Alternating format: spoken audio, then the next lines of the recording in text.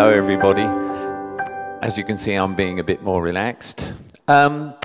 First thing is, I've been observing everybody. Can we just have a moment? Could we all just stand up? Just for a moment. Let's all just stand up. Absorbing information is a tiring business, and you've been having some fantastic torrent of information coming at you. So let's just give ourselves a round of applause for absorbing all that information. Well done, everybody. Really well done. Good job. Okay. Please now take a seat. So just allow your blood to flow for a moment there in a little up and down. Okay. My name is Kevin Finnan. I am the co-creator of a company called Motionhouse, and I'm here in Romania to create a show called Lumen, which is particularly focused on a particular area of the Bega River, which is part of the lifeblood of this city. The first thing I'd like to talk about, this film is just going to roll on behind me to give you an idea of some of the things I do, and when I get boring, you can just enjoy that bit of it, okay? So, I'm an artist. I create large-scale performances, and I create international touring theatre works. What is it that I do? And I've always taken a very short little description that came from the Brazilian theatre director Augusto Boal, and it's become the fundamental mantra. What is it for me that dance and theatre does? It's a process of making thought visible. Fundamentally, that's what we do. And that is very powerful because thought mediated through language is always interpreted. Visual thought is received in a different way, and you make your own interpretations of it, and you're somehow, as a choreographer, I believe, slightly freer to interpret what things mean and to create your own meanings. So that's the fundamental. The other thing that this does, if the work is successful in drawing an audience, is it creates a shared experience.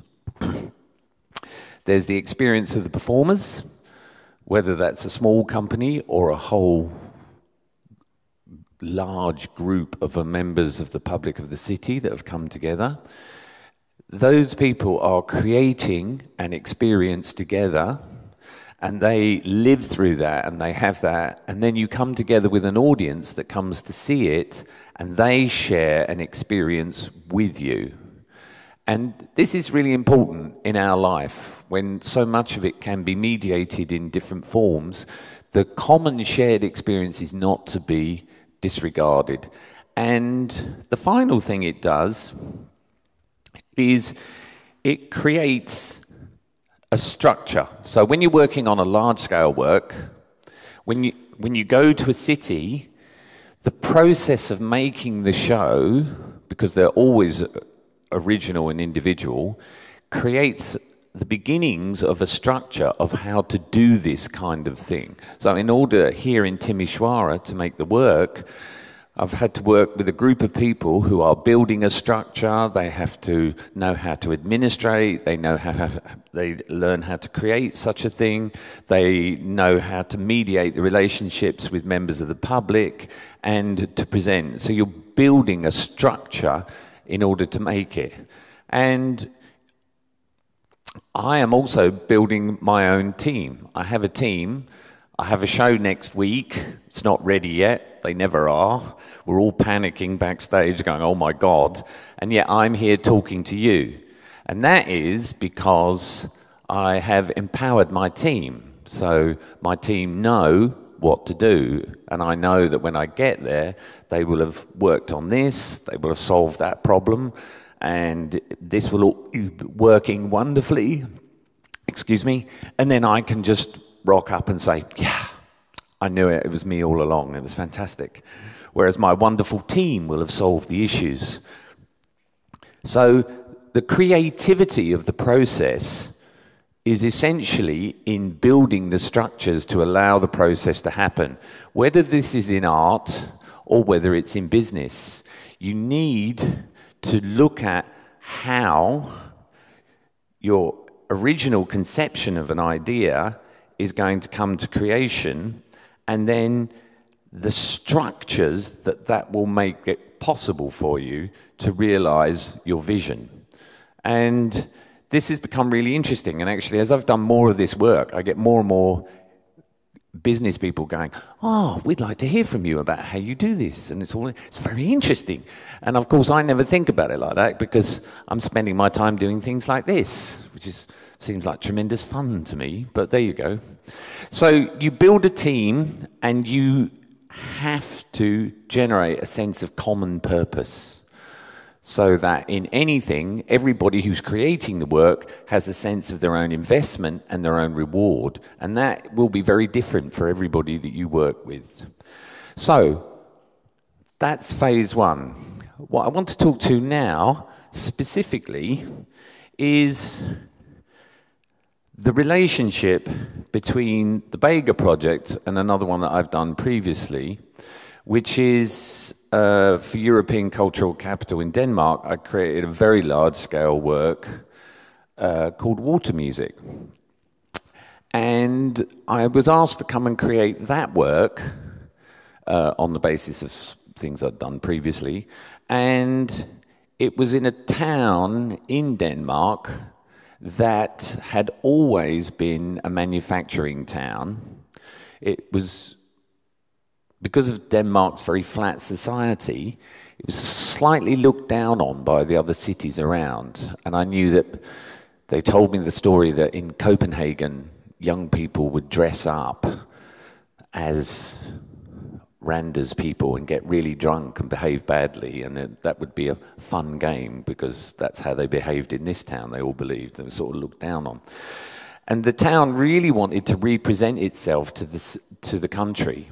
And I was brought in and I was told, we are going to do the biggest, bestest thing that's ever been done in this country, and you're going to help us, and we're going to make our mark. We want to make ourselves visible in the country as a place where things can happen.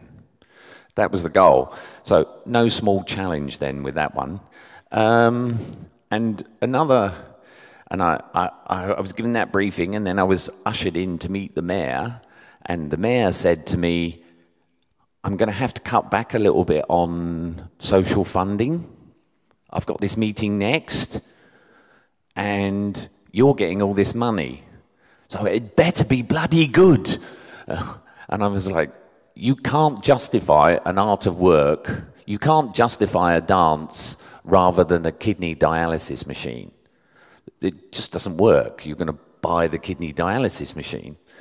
But I believe in a civilized society, there has to be room for discourse and exchange, and there has to be room for the values of life, which are more than just instruments of production, which give us, whether that's in art or religion or politics or discourse, we have to have a way of exchanging between ourselves the things we believe in and the things we love, the things that are important to us. And art and all of those things really can contribute to those areas. So therefore, you make the argument that this is part of a civil society. You're not justifying this dance or this kidney machine, you're doing that. Okay? So, I had to make this work in a city where they were experiencing labour drain. All the production in the city that the city had done was moving east. Probably coming this way, I would have thought. And they wanted to present themselves, and they're a city on a river. And the site was given to me to create a work in what had been the harbour. And I was working there, and it still had ships coming in, but it was a long way inland, and the ships are getting bigger and bigger, and the harbour's days were numbered, and the town was really worried about that. So I created a large-scale work, and the producers put an enormous amount of money and effort into it, and they were able to get the royal family to come to the show. They had a masterstroke where they had Denmark's biggest pop star in the show. I would like to say it was my work, but I think most people came to see the pop star. And the show was incredibly well received nationally. And after it was the public perception that we received everywhere and that the mayor gave back to us was, people are proud of our city. We are proud of our city and we are proud of who we are. And the show shows us that we are proud of who we are. And that show achieved their objectives. The show that I'm creating here is again on the river. And it's interesting because that show in Denmark, that whole harbour in the next 2 or 3 years will be gone. That whole river is being recreated. The whole makeup of that town is changing. And all of that river area will become very expensive condominiums, very beautiful. The whole town that was a manufacturing town is now going to be turned into an urban escape kind of town, the way it's going. And there is a massive social shift in that. And then I come here, and you here have just had the most extraordinary last 50 years. You've just had this cyclone of reinvention that you've gone through, both technologically, politically, economically. The whole place is a whirlwind. As an outsider, it's really exciting to come and see. And of course, there's the question of, I come here, make a show about Timisoara. Well, what do I know about Timisoara? You know, I just got off the plane 2 days ago. So that was on the first visit. I've had many visits since. But I'm still not an authority on Timisoara. So therefore, what is my role? Well, my role is outsider.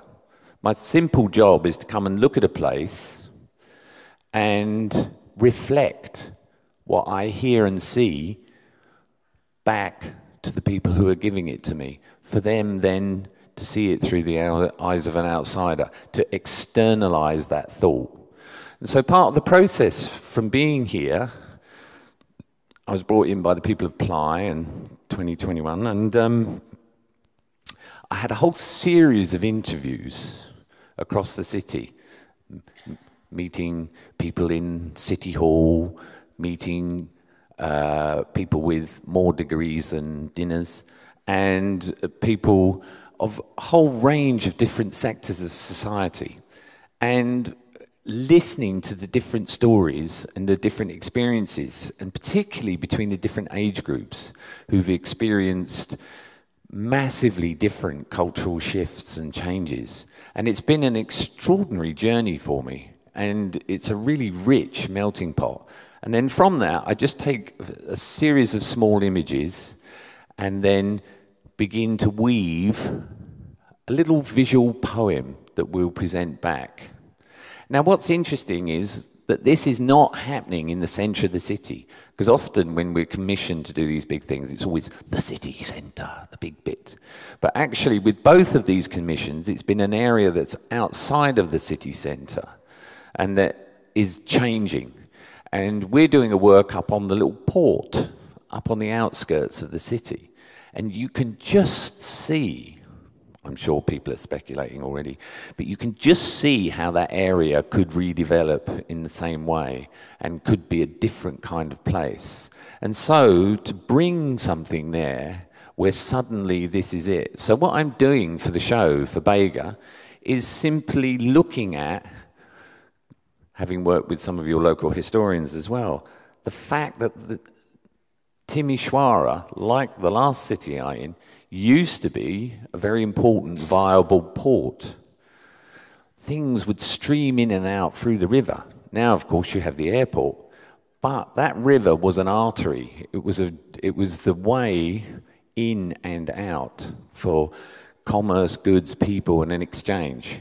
And now the story is that river is coming to life again, but slowly.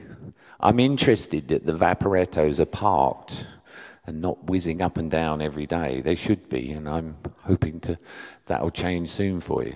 So I'm working with the people around. I'm creating a mechanism whereby we can express together something about the history that we've seen here and making it work. And the point of it is that hopefully the show will be meaningful to people, but equally important is that after I have left, there is structure and form that we have created to make, which is then empowered to go on and create more and make its own work. Because the creation of a large cultural voice, of a vehicle to express yourself to the city and to the country, is a really important development mechanism, I believe, in part of creating a rich city, not just financially, but as an experiential place to live as well. And I think that's the goal. And if I can just do a tiny little thing on contributing to that, I'll be very proud of what I may have achieved. And, you know, I hope to God it's a good show, because I'm only ever as good as the last one, so, you know, well, I'll be all going hungry otherwise. And in the background, there's pretty pictures of... I just wanted to pick up on one of your points, because I'm kind of finished with the general what I'm doing here. But I'm fascinated, and in my work, like, for example, the show that was mentioned before called Charge, about electricity. I worked with Oxford University. I had some of the leading UK researchers into diabetes, people who had changed the lives of children around the world by coming up with a pill-based medication so you don't have to wear a pump. And they spent so much time, their whole team stopped work and came and worked with a team of artists. They came to our rehearsal room because they believed that it was so important to get the fundamentals of the science that they were working out in a different forum, because they are writing theoretical papers like it's coming out like confetti, as you would imagine, but people are deluged with these things, and not everybody is going to read the papers. It's how you can get the information out. So have an international touring work that's taking ideas about the body as an electrical system, so that when we all think about energy, we don't just think about light switches, we're part of that continuum. And having that close association with science, having a close association with the digital world in terms of how you integrate with it and how you use it to make your work more impactful and incredibly current, because digital is the currency today, so my work uses it always. How you bring that information exchange is critical. And so now, everywhere I go, every project, there is a leading scientist in the UK who's like, yep, I'm on board. It's going to be an art one. There'll be different people seeing about the work. It will be received in a different way, and I want to be part of that. And that's a really exciting and interesting shift that's happening amongst us. And again, to your point, it's about how you disperse and share information. And the final thing I think about commerce is my whole company now, a dance company. There's a company called Vitsu that make high-end manufacturing furniture. It's sold to people. They make beautiful shelves and modular system. They have a brand new state-of-the-art factory. And in the middle of this factory, so they've got design, and at this end, they've got their ordering and manufacturing, and in the middle of the factory is our dance company. And it's one big open space. So there's people over here typing away, doing their software, doing the design, sending out these international orders, coming back, working on stuff. And then we're in the middle doing a bit of this. And then at the other end, they're packing the stuff and it's going. Because there is this understanding of the relationship. so that when people come to the factory, which is about design, they see art and they see it being made and they see it's a vision of the relationship between art, culture, manufacturing and producing. And it's a really interesting thought. Had nothing to do with my project here, but I thought it might be interesting for you. Okay? Thank you very much.